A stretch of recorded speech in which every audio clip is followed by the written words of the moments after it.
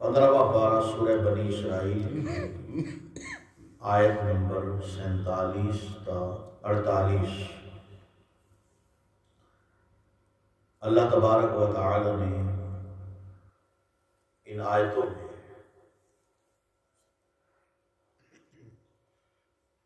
کفار مکہ کے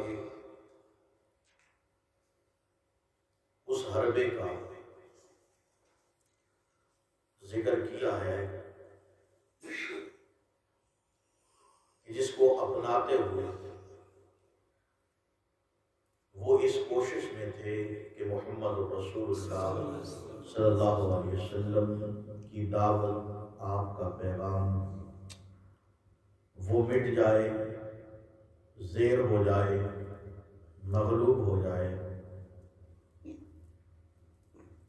مسلمانوں کے، صحابہ کرام کے اور بذات خود محمد رسول اللہ صلی اللہ علیہ وسلم کے جذبات کو مجروح کرنے والا کفار مکہ کا وہ الزام جو انہوں نے اس صورت میں اٹھایا تھا کہ رات چھپ لپ کے رسول اللہ صلی اللہ علیہ وسلم کی زبان سے قرآن سنتے اور صبح پھر اٹھ کے اپنے ہی لوگوں میں اعلان کر دیتے، مکے والوں میں، کہ یہ قرآن، یہ کلام کسی جادوگر کا کلام ہے، انسان کا کلام نہیں ہو سکتا۔ ایک نہیں 20 واقعات اس طرح کے تاریخ کی کتابوں میں، سیرت کی کتابوں میں موجود ہیں۔ اور ایک مشہور واقعہ جو مورخین نے ذکر کیا ہے کہ کفار مکہ کے بڑے بڑے سردار، جن میں ابو سفیان بن حرب بعد میں مسلمان ہو گئے تھے، عمر بن حشام جسے ابو جہل کہا جاتا ہے، اور اسی طرح احنس بن شریک، یہ بھی کافروں کا ایک سردار تھا۔ مورخین نے لکھا ہے کہ رات کے وقت جب رسول اللہ صلی اللہ علیہ وسلم قرآن پاک کی تلاوت کیا کرتے تھے تو یہ سارے چپکے سے رسول اللہ صلی اللہ علیہ وسلم کی زبان سے قرآن سننے کے لیے بےتاب ہو جاتے، اور آہستہ آہستہ چپکے سے یہ وہاں پہ پہنچ جاتے جہاں اللہ کے نبی قرآن کی تلاوت فرمایا کرتے تھے۔ اب رات کا سناٹا ہے، تینوں ہی خاموشی کے ساتھ قرآن کو سن رہی ہیں۔ جب تلاوت ختم ہوتی ہے تو واپس اپنے اپنے گھروں کو لوٹتے ہوئے، پلٹتے ہوئے، ایک چوک چرستے ہوئے ان کی ملاقات ہو جاتی ہے۔ اب ایک دوسرے سے پوچھا تو راز فاش ہو گیا کہ کس مقصد کے لیے ہم یہاں پہ آئے۔ پھر انہوں نے عہد و پیمان کیا، وعدے کیے لیے کہ آج کے بعد ہم محمد رسول اللہ صلی اللہ علیہ وسلم کی زبان سے قرآن نہیں سنیں گے۔ یعنی ان کا لوگوں کے سامنے رویہ یہ تھا کہ لوگوں کو کہتے، عام لوگوں کو کہتے کہ یہ محمد، یہ جھوٹا نعوذ باللہ نبوت کا دعوے دار ہے، یہ جو قرآن یا کتاب یا جو کلام پڑھتا ہے یہ اس کی اپنی نہیں ہے، اس نے جادو سیکھا ہے، جادوگر ہے، کائن ہے، مجنون، مختلف القاب کے ساتھ نبی علیہ السلام کو بدنام کرتے۔ لیکن یہ بات بالکل حقیقت ہے اور روز روشن کی طرح واضح ہے کہ کفار مکہ جتنی انہوں نے ایڑی چوٹی کا زور لگایا، اللہ پاک نے محمد رسول اللہ صلی اللہ علیہ وسلم کی عزت کا خود تحفظ کیا اور آپ کی عزت کا دفاع کرتے ہوئے آپ کی عزت کو چار چاند لگا دیا۔ وہ مٹانے کی کوشش کرتے تھے، اللہ پاک نے آپ کو ایسی شان اور عظمت سے نوازا کہ قرآن مجید میں کثرت کے ساتھ رسول اللہ صلی اللہ علیہ وسلم کی شان و عظمت کے تذکرے موجود ہیں۔ مٹانے والے خود مٹ گئے، لیکن آج بھی محمد رسول اللہ صلی اللہ علیہ وسلم کا نام زندہ ہے اور تا قیامت یہ نام زندہ رہے گا، اور آپ کے ماننے والے آپ کی شان و عظمت کے ترانے، آپ کی عقیدت میں قرآن مجید کے الفاظ اور قرآن مجید کی آیتیں پڑھتے رہیں گے اور عقیدت کا نذرانہ پیش کرتے رہیں گے۔ یہ رسول اللہ صلی اللہ علیہ وسلم کی شان اور عظمت ہے، ویسے نہیں ملی۔ اللہ پاک نے دنیا میں سب سے بڑے احسان کا اگر قرآن مجید میں ذکر کیا ہے تو وہ احسان عظیم، اس محسن حقیقی کا، منعم حقیقی کا سب سے بڑا احسان محمد رسول اللہ صلی اللہ علیہ وسلم کی ذات ہے۔ اللہ فرماتے ہیں لقد من اللہ علی المؤمنین اذ بعث فیہم رسولا، مومنوں پہ ہم نے احسان کیا اس وقت کہ جب ہم نے محمد رسول اللہ صلی اللہ علیہ وسلم کو ان کے اندر مبعوث فرما دیا۔ اب اللہ پاک فرماتے ہیں کہ یہ جو ان کے ڈائیلاگ تھے، کبھی کہتے شاعر، کبھی کہتے مجنون، کبھی کہتے دیوانہ، کبھی کون سا بدنامی کا لفظ داغ دیتے، اللہ پاک نے نبی پاک صلی اللہ علیہ وسلم کو فرمایا فذکر فما انت بنعمت ربک بکاہن ولا مجنون۔ اللہ فرماتے ہیں آپ بس اپنے رب کی طرف توجہ کیجیے، اللہ نے آپ کو کتنی شان عطا کی ہے۔ یہ جو بکتے ہیں بکتے رہیں، آپ کے بارے مختلف قسم کے آپ کو بدنام کرنے کے لیے الفاظ بولتے ہیں، بولتے رہیں، لیکن ہم جو کہتے ہیں، اللہ فرماتے ہیں ہم اس بات کا اعلان کرتے ہیں کہ آپ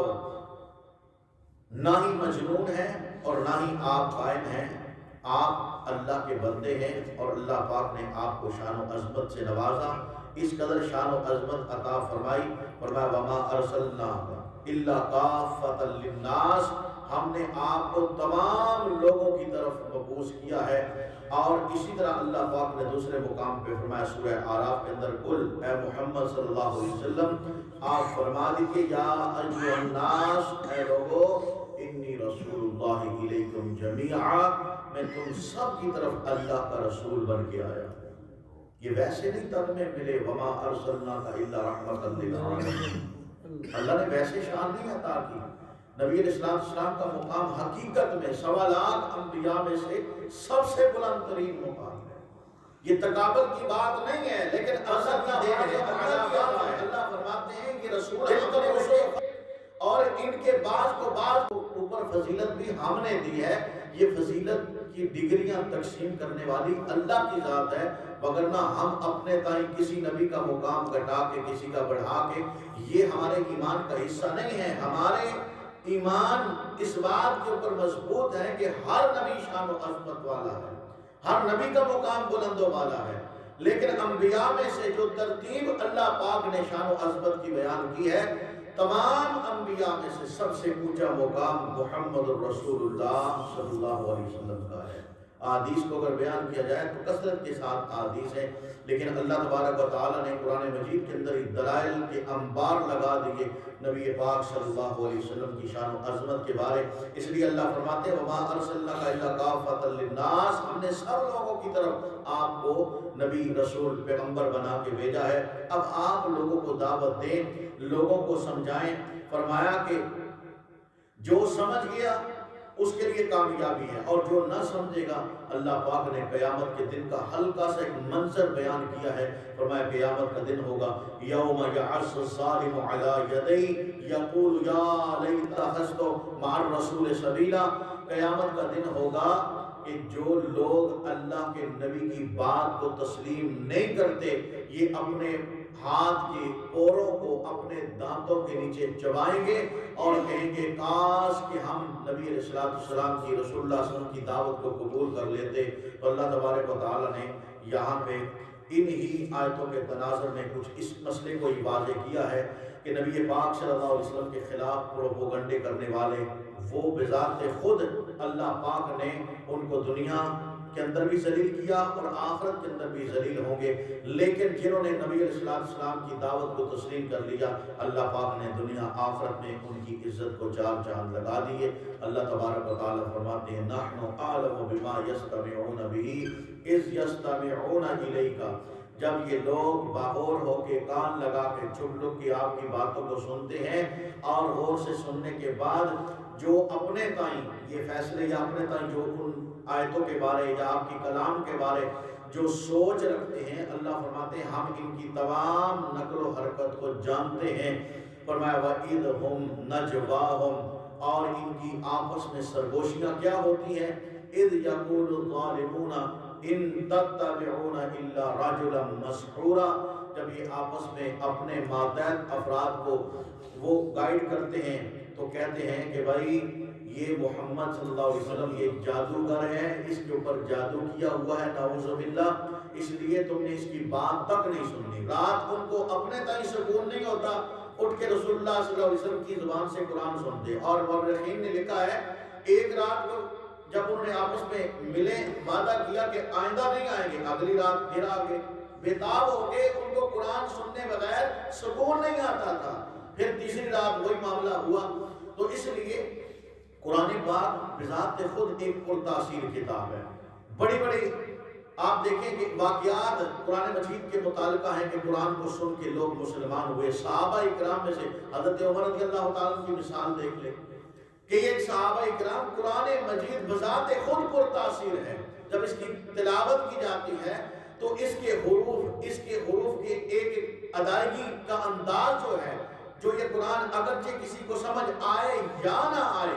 سمجھ آئے تو وہ تو قابل اور زیادہ بہتر ہے، لیکن بذات خود اس قرآن کے اندر اللہ پاک نے یہ اعجاز رکھا ہے، اس کے اندر یہ تاثیر رکھی ہے کہ جو سنتا ہے دل کے اندر اس کی باتیں اترتی ہیں اور اثر کرتا ہے۔ پھر ہدایت اللہ کے ذمہ ہے، جسے چاہے مرضی ہدایت دے۔ انک لا تہدی من احببت ولکن اللہ یہدی من یشاء، ہدایت تو صرف اللہ کی ذات دیتی ہے۔ تو اللہ تبارک و تعالیٰ فرماتے ہیں آپس میں یہ لوگوں کو کہتے تھے ان تتبعون الا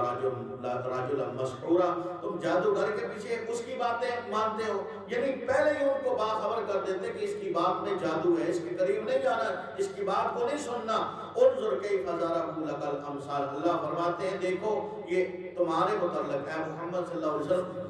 کس طرح کی باتیں کرتے ہیں، کبھی شاعر، کبھی مجنون، کبھی دیوانہ، کبھی جناب کون سا لفظ، کبھی کون سا لفظ۔ اللہ فرماتے ہیں یہ آپ کے متعلقہ مختلف الفاظ بولنے والے فضلوا، یہ خود گمراہ ہیں، اپنی گمراہی کو چھپانے کے لیے آپ کو بدنام کرنا چاہتے ہیں۔ فرمایا فلا یستطیعون سبیلا، یہ کسی صورت میں سیدھے راستے کے اوپر نہیں چل سکتے۔ پتہ یہ چلتا ہے کہ محمد رسول اللہ صلی اللہ علیہ وسلم کا جو بے ادب ہے، گستاخ ہے، اللہ پاک نے اس کے لیے ہدایت کے راستوں کو بند کر دیا ہے۔ اللہ ہمیں بھی نبی پاک صلی اللہ علیہ وسلم کی عزت اور عظمت کو سمجھتے ہوئے، جانتے ہوئے، پہچانتے ہوئے اللہ پاک اس عزت اور عظمت کی خاطر اپنی عملی زندگی بنانے کی توفیق نصیب فرمائے۔ اللہ پاک نبی پاک صلی اللہ علیہ وسلم کی عزت کے دفاع کے لیے ہمارا انتخاب فرمائے۔ جو سنا ہے اللہ پاک